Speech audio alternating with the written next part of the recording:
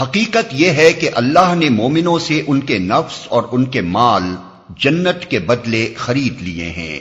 وہ اللہ کی راہ میں لڑتے اور مارتے اور مرتے ہیں، ان سے جنت کا وعدہ اللہ کے ذمے ایک پختہ وعدہ ہے، تورات اور انجیل اور قرآن میں۔ اور کون ہے جو اللہ سے بڑھ کر اپنے عہد کا پورا کرنے والا ہو؟ اور کون ہے جو اللہ سے بڑھ کر اپنے عہد کا پورا کرنے والا ہو؟ پس خوشیاں مناؤ اپنے اس سودے پر جو تم نے خدا سے چکا لیا ہے، یہی سب سے بڑی کامیابی ہے۔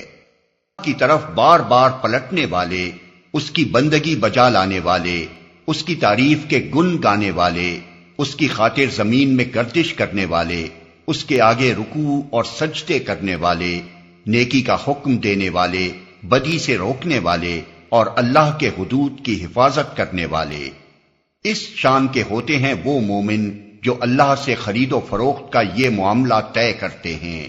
اور اے نبی ان مومنوں کو خوشخبری دے دو۔